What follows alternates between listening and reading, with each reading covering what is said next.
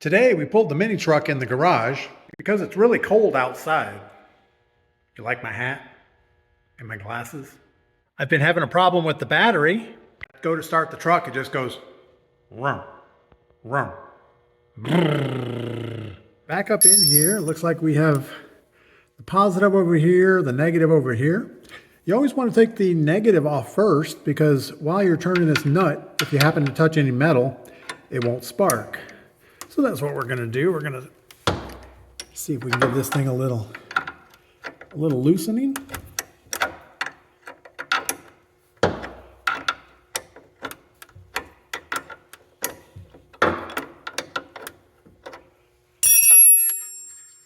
And we should just be able to lift that thing off.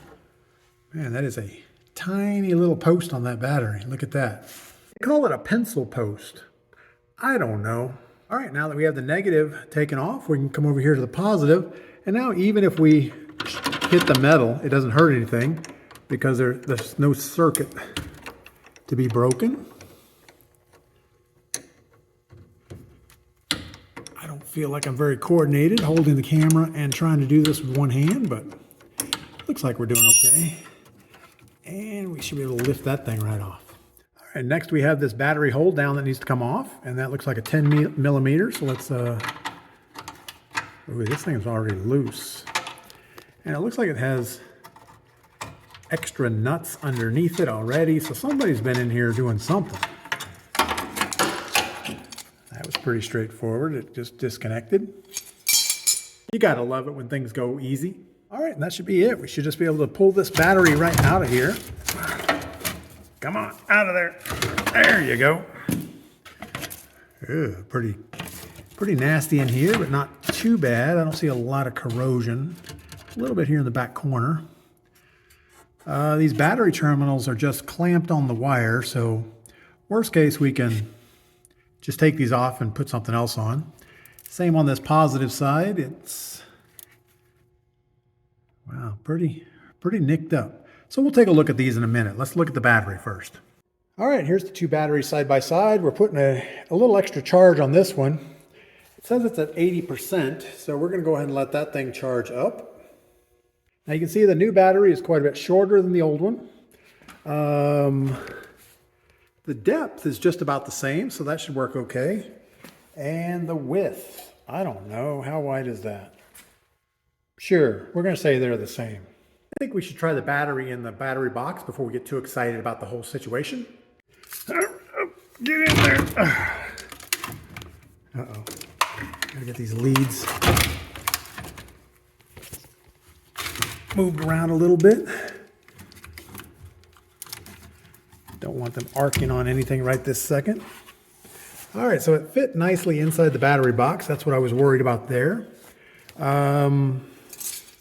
The battery hold down, let's see what that's going to be like.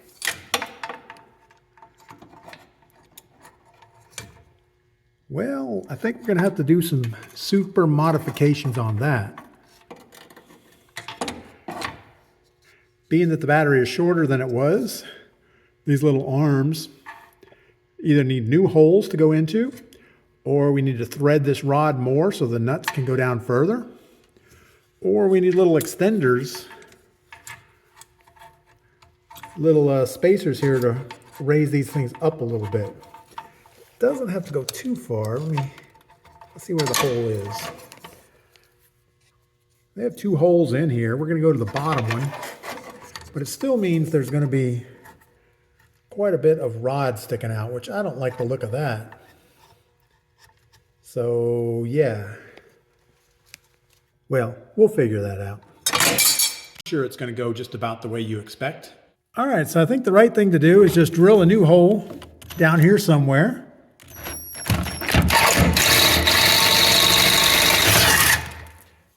Missed the coolant tank by that much. And that should be good. All right, next up, we need to pull off these existing wire ends. Doesn't look too bad. We'll get the other one pulled off also. All right, on the negative side, we have these 10 millimeter bolts undone. and that slid off pretty good. The wire's a little green inside. I wonder if that had anything to do with the hard starting.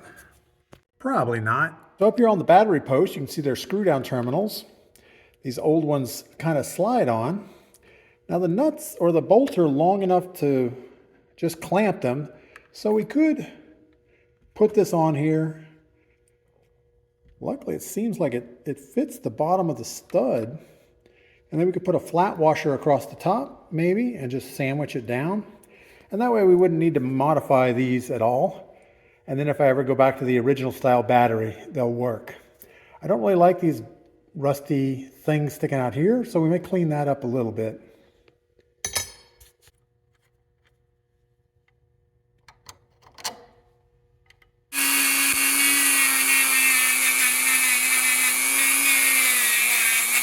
And these are the brass lugs that came off. This is the one that went over the positive, which is the larger lug. And this is the negative, which is the smaller lug. Now I could just spread these legs out a little bit more and make it work. But I think what I'm going to do is bend the legs even. So this is a little bit wider than that one. I'm going to bend it out, and then we're going to drill the center at a 1/2 inch.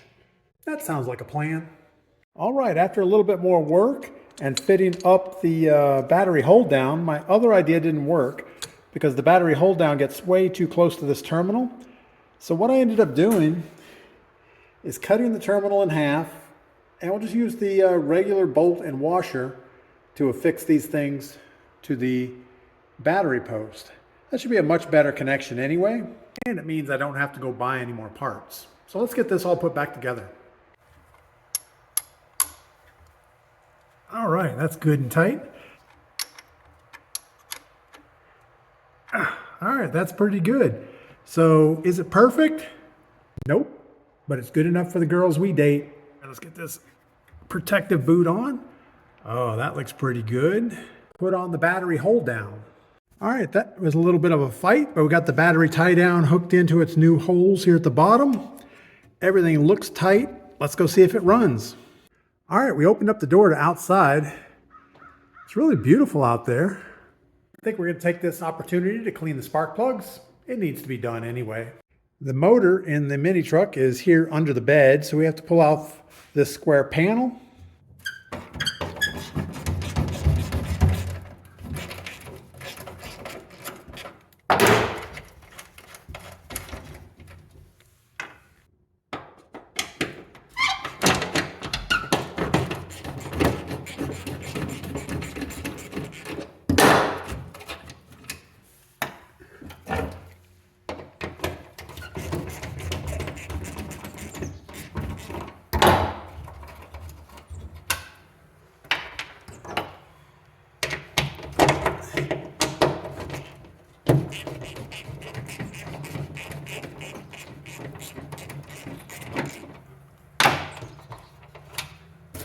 Come on, panel. Get out of there. Oh, yeah. We haven't looked in here in a while. It's pretty dirty. Not like you would expect. So this is a 3-cylinder Honda engine. We have 1, 2, 3 spark plugs that need to come out.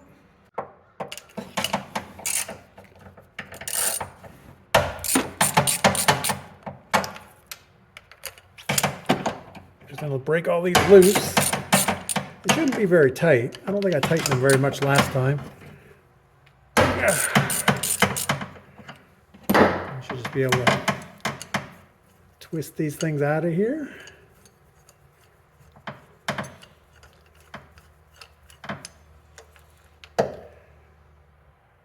Oh yeah, that thing's rich as Elon Musk. So there's all 3 of our spark plugs. Super nasty. So let's get these cleaned up. So we have this little spark plug cleaner here. All it is hooked to the air hose. It has a hole here that the spark plugs will plug into. And you'll see how this works here in a second. We just put the spark plug in, push the button, wiggle it around a little bit. So the spark plug cleaner does a pretty good job of getting all the stuff out. But we're going to use the air chuck here just to hopefully not blow all this dirt into the spark plug hole. I just going to get any grit or stuff out from low down inside the spark plug. good enough. Also going to wipe them down with a paper towel here just to get any grease or oil off of them. Probably not that important. Saying this whole engine is all dirty. Those all look pretty good. All right, one at a time, we'll just put these back in the engine. Just hand tight, and we'll come back and tighten them with the ratchet. Pretty good.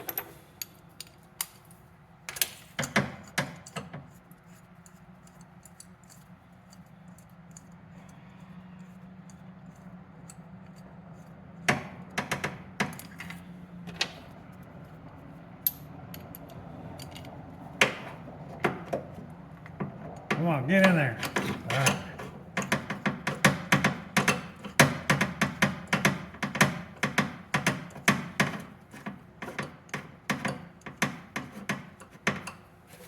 All right. Put the ratchet on here and give them a little tighten.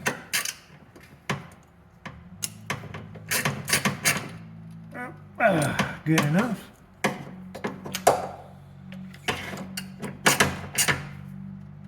Good enough. Good enough. Put the rubber boots on and close it all up. I wiped all the oil off the end of these boots, and I don't know why they get oily, but they do. Get in there.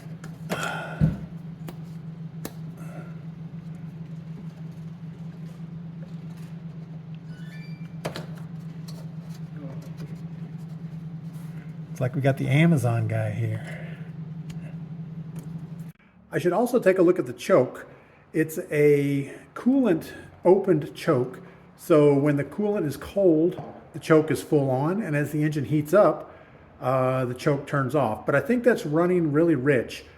And either the passageway for the coolant is blocked, or it's just so cold out, the coolant never comes up to temperature. But either way, it's running really rich. But we're going to ignore that for now. All right, so the only thing left to do is close the lid, or the hood, or the cover, whatever they call it. And I'll put all these bolts in hand tight. I can't tell you how many times I've put one in, tightened it up, and then had to just loosen it again because the other ones wouldn't line up. So yeah, just put them all in finger tight and then come back with the ratchet. It should work pretty good.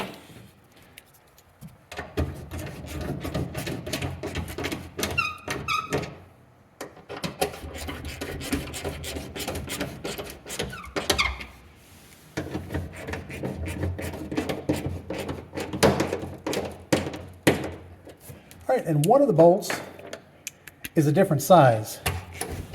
I don't know why, but we're not going to fix it. Perfect. We get to check to see if we did everything right. Let's get back inside and see if this thing starts right up.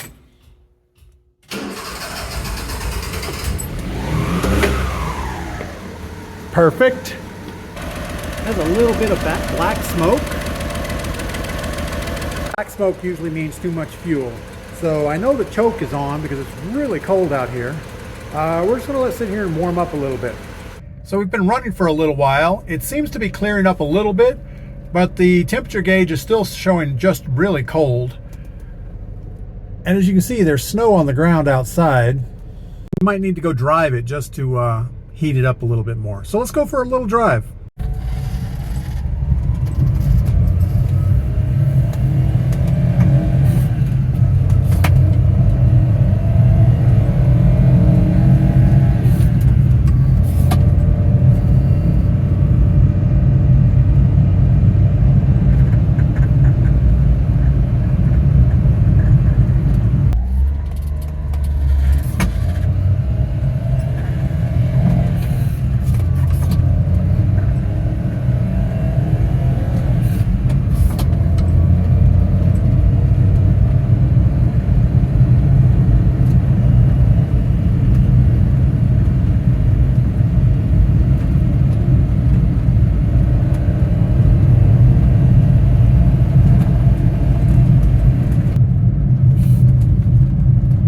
right. This is the end of civilization. We're at the Bartram Trail.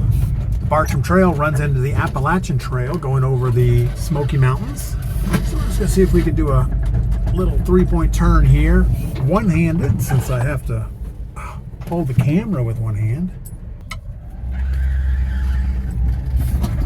That was mostly successful. I think we need to go find an activity to do. So this is why they call it the Smoky Mountains. Everybody's running fireplaces and causing smoke in the air.